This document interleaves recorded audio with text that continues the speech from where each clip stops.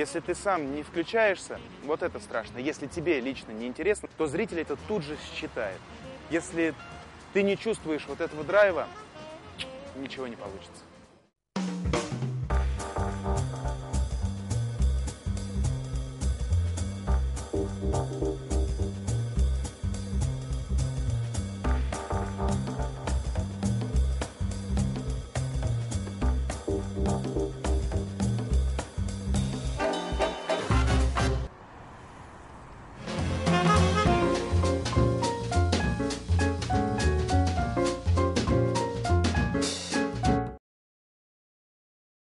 Но у меня было только два варианта. Либо идти в актеры, либо идти в журналисты.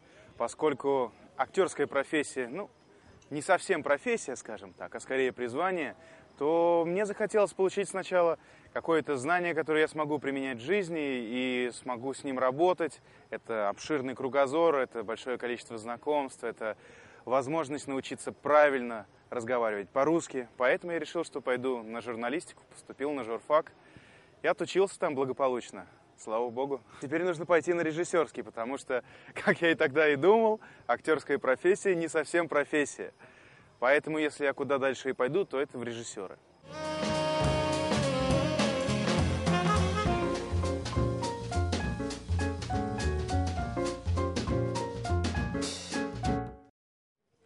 Когда выбираю темы, тут по-разному бывает. Либо это какие-то вещи, которые меня беспокоят, либо это какая-то информация, которая приходит ко мне благодаря другим проектам. Когда, вот скажем, когда мы снимали «Хлеб», где я был оператором, я не был там ни ведущим, ни режиссером, ни монтажером, я исключительно снимал. Но зато во время съемок «Хлеба» мы узнали, что есть огромное количество интересных фактов, которые связаны с холодом.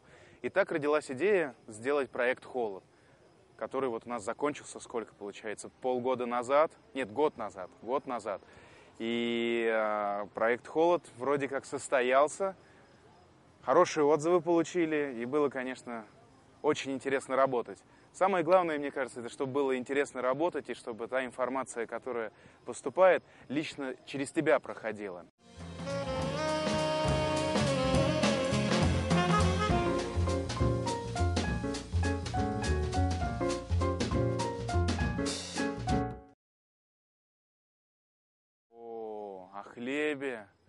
О хлебе мы узнали огромное количество интереснейших фактов, но, пожалуй, для меня интереснее всего было то развитие, которое мы сделали в фильме.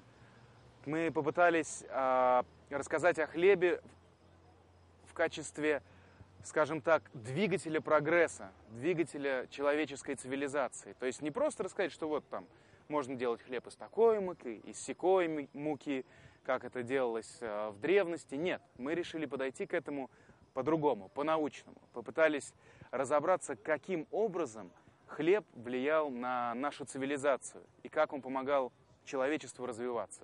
Вот это было для меня самое интересное. Сейчас, когда я просто беру кусок хлеба, я уже не думаю о том, как его будет вкусно есть. Я думаю о том, что хлеб – это нечто большее, по крайней мере, уж для меня точно.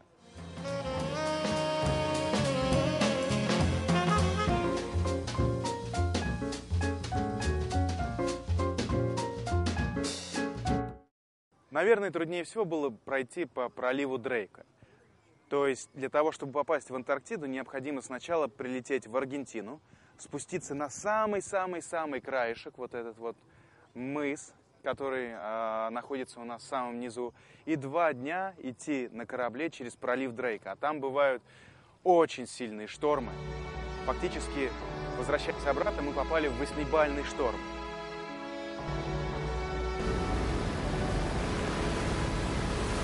Дорога из Антарктиды домой на Большую Землю лежит через пролив Дрейка. Яростные штормы здесь обычные явления.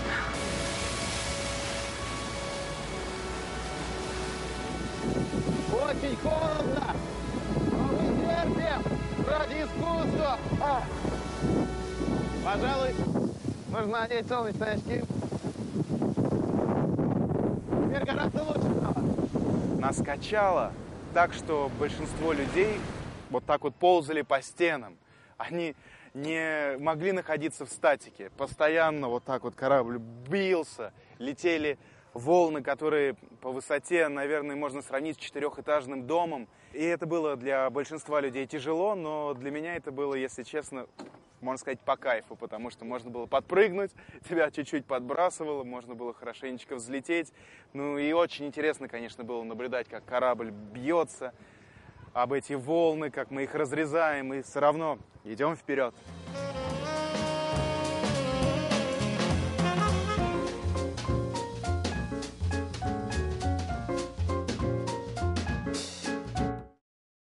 Для нас, как для профессионалов и любителей съемок, самой большой проблемой было то, что там нельзя летать на квадрокоптере, потому что ниже 76-й, по-моему, параллели взлетать запрещено. Причем это мотивируется тем, что квадрокоптер может сойти с ума и улететь куда-то, и там упасть, и вот эта вот маленькая штучка пластиковая, она, оказывается, может нанести непоправимый вред экологической системы Антарктиды, и поэтому взлетать было нельзя. Но мы все равно взлетели один раз, буквально 5 минут, но у нас получились потрясающие кадры. Эти снежные шапки, эти пингвины, которые копошатся внизу, это было здорово. Ну и помимо всего прочего, разумеется, ультрафиолет. Его там огромное количество, потому что он отражается от снега, он идет через незамутненное небо. И как бы вот в этом была сложность. Мне нужно было работать без очков, потому что ведущий не может работать в очках. Это просто, некультурно по отношению к зрителю. И поэтому, да, были определенные сложности. Тяжело было снимать, очень много света, очень много ультрафиолета. С Божьей помощью, как говорится, справились.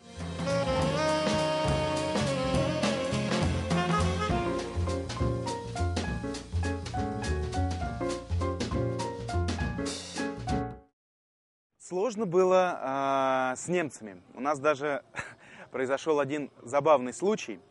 Обычно наши русские ребята собирались в таком лобби-баре, скажем так, и играли различные игры. Там, либо в карты, либо в шахматы, либо в шашки. По-разному бывало. И вот, значит, мы все расселись. У нас было огромное количество стульев вокруг нашего стола. И в какой-то момент забегает наш человек и кричит: «Ребята, там киты!» Ну, разумеется, все убегают тут же смотреть на китов. Возвращаемся обратно, одного кресла не хватает. Начинаем смотреть, куда делать кресло. И видим, как лысый немец, вот в таких круглых очках, похожий на Геббельса, утащил наше кресло и сел на него. Ну, мы ему стали аккуратно, культурно объяснять, мол, верни кресло. Он говорит: нет, русские, идите лесом. Тогда встал наш самый большой человек, Кирилл, фермер из Краснодара, подошел к этому немцу и сказал: дружище, ты что, хочешь, чтобы мы тебе 44-й устроили? Мы тебе сейчас устроим. Либо кресло нам, либо уже будем по-другому разговаривать. Немец, видимо, сразу вспомнил, что было в 44-м, и вернул наше кресло, и мы продолжили играть.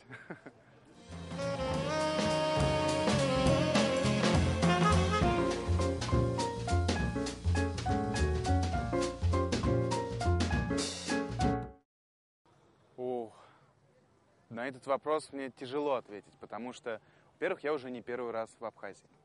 Во-вторых, я в Абхазию приезжаю с раннего детства, и я не знаю, я уже немножечко местным себя ощущаю, скажем так. Поэтому как-то вот что-то отдельно выделить довольно сложно, но вот недавно мы поднимались на Анакапию. Потрясающие виды. Нам нужно было записать подводку, где говорилось о том, что рассказывалась легенда, которую так часто рассказывают в Абхазии, о том, как Абхазу досталась эта земля. И у нас был потрясающий вид на новый Афон, и мы рассказывали о том, как Бог подарил эту землю Абхазу, и этот вид невероятный. И да, и это был мой первый раз, когда я туда попал. Уже, я не знаю, я уже в 10-й, в 20-й раз приезжаю в Абхазию, но никогда там не был. Поэтому, наверное, в этой поездке мне это больше всего запомнилось, потому что все остальное я уже видел не один раз на самом деле. А здесь первый раз, и такая красота, и так идеально подошло нам по съемкам.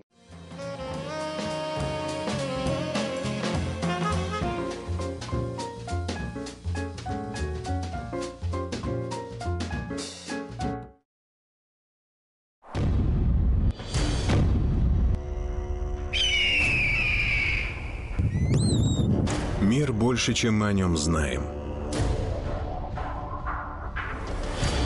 красив, Вот эта погодка по мне! велик, един, стремителен. И он твой.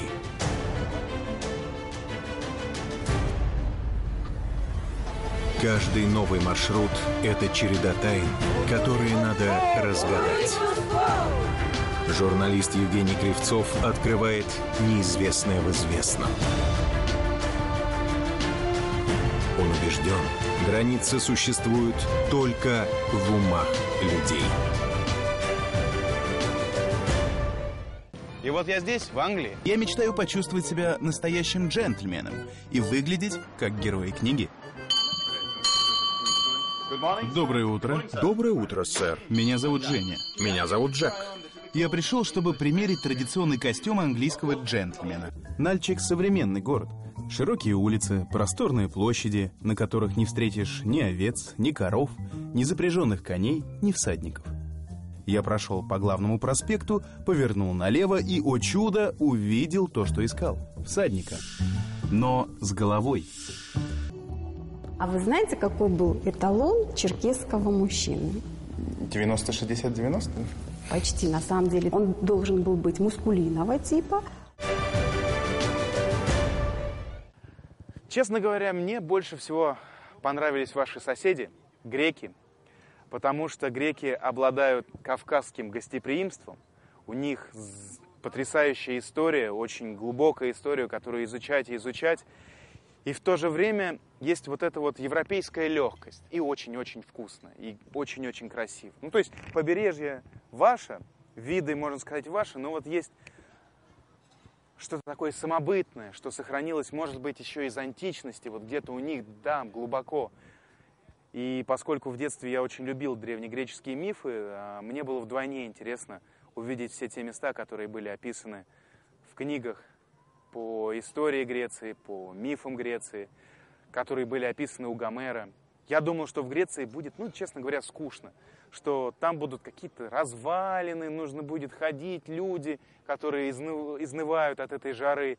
А на самом деле там все такие живчики, да, у них есть сиеста, да, они там в середине дня стараются особо никуда не дергаться, ну, просто потому что жарко.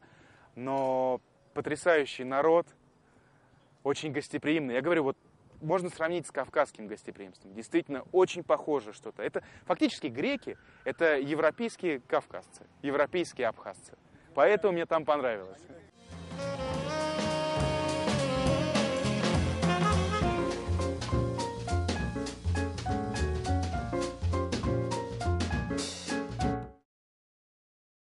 Лично мне кажется, что будущее журналистики за так называемой конвергентной журналистикой. Это когда один человек может объединять в себе несколько функций. Он может быть и монтажером, и режиссером, и оператором, и ведущим, и сценаристом. И вот когда человек может объединить в себе все эти функции, тогда продукт, который он производит, получается более авторским. То есть видно взгляд человека на ту или иную проблему.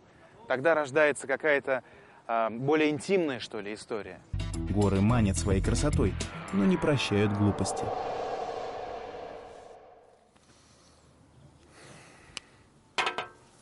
Восхождение на Эльбрус не прошло для меня бесследно. Но местные знают секретное оружие против ожогов. Это айран. Лабиринт Хэмптон-Корт был спроектирован в 1600 году, то есть ему уже больше 400 лет. Я попробую пройти его по методу Гарриса, то есть на каждой развилке буду поворачивать направо. Существуют определенные форматы, которым хочешь не хочешь, но приходится следовать. Но все равно вот авторство пробивается, потому что, ну, если ты сам все своими руками делаешь, ну, невозможно не проявить себя, что называется. Уровень подготовки должен быть соответствующим. Благодаря современным технологиям это проще осуществить. Да, сегодня эти маленькие камерки, фотоаппараты, которые уже выдают киношное качество картинки. Раньше была трехпостовка. Вот этот вот монтаж, который, ну, жуткая заморочка. Сейчас все, сел перед компьютером, выучил как бы определенное сочетание клавиш, понял, как это работает, и уже можно делать. Фактически за несколько лет человек, если он будет правильно готовиться, и если у него будет желание, что на самом деле самое важное, он может научиться делать все. Ну вот у вас в Абхазии-то большинство журналистов, как я понимаю, конвергентные журналисты, ну просто потому что ситуация обязывает, скажем так. Это говорит о том, что вы идете в тренде.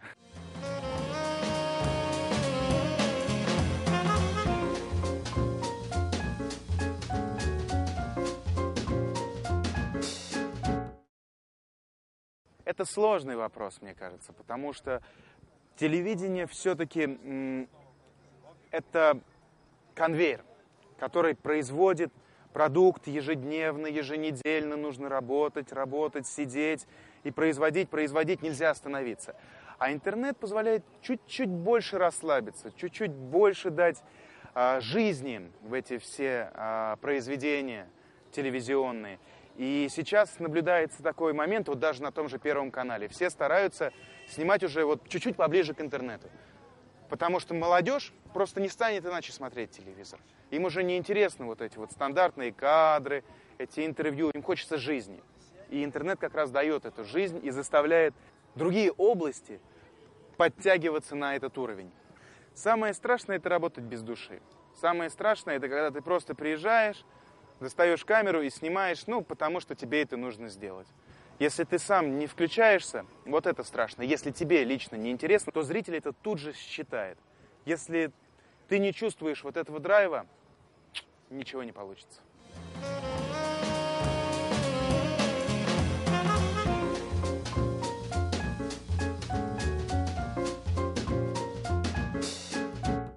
У нас накладываются личные отношения и рабочие отношения. Но для меня все равно мама остается прежде всего мамой. Добро пожаловать в город женщин.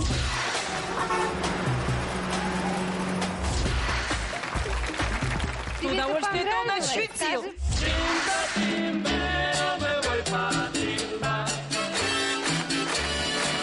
Шанс победить есть у каждой из вас. Первый канал «Город женщин».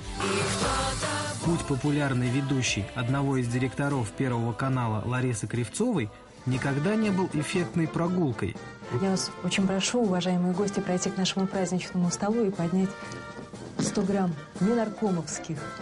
Наркомовские полагались на войне, а у нас полагается 100 грамм празднично. Какая она? Вот они, ключики-то, вот. Яркая. Подскажем, да? Очень серьезная и жесткая. С Новым годом! Смешливая и не забывающая дружбы. Я хочу вам представить, уважаемые телезрители, замечательную актрису Ларису Голубкину. В общем, она Лариса Кривцова. Организатор. Журналист.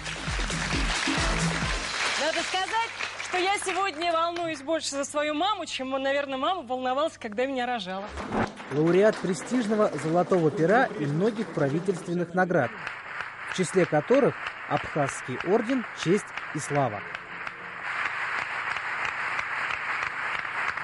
Вы знаете, я сейчас заплачу, потому что...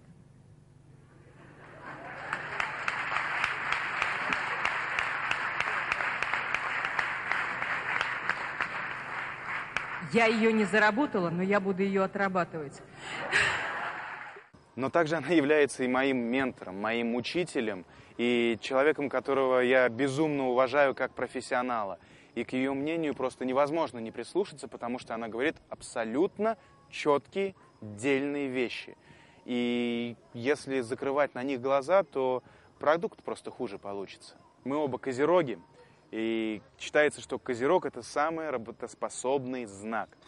Это абсолютно применимо к моей маме. Так как работает она, не работает сейчас, пожалуй, практически никто на российском телевидении. И, конечно же, глубина, которую она пытается добиться в каждой своей программе, в каждом своем выпуске. Она не пытается сделать что-то просто вот, формально.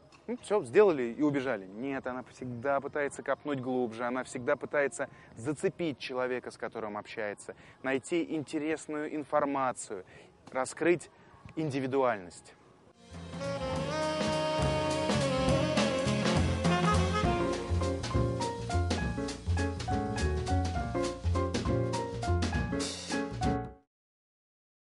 Я хочу снять полнометражный художественный фильм. Вот это мечта, потому что это искусство. Это уже настоящее искусство. Это уже не фастфуд телевизионный. Это возможность поразмышлять в кадре. Это возможность работать над композицией. Это возможность донести мысль. И мне, конечно, хочется вот чуть-чуть поработать в этом направлении. Но пока что я абсолютно доволен своим местом, которое у меня есть на данный момент. Если ты нашел профессию, которая тебе по душе, то ты не будешь работать ни одного дня в своей жизни. И, пожалуй, у меня именно так дела и обстоят. Каждый раз, когда я приезжаю в какое-то новое место, это возможность расширить свой кругозор, познакомиться с новыми людьми, увидеть новые места. Я хочу просто быть рабочей лошадкой, делать свое дело и радоваться жизни, что называется, и общаться со всеми людьми, со всеми слоями, никого не отвергать. А как профессионалу я желаю себе наконец-то собраться силами и снять таки это кино.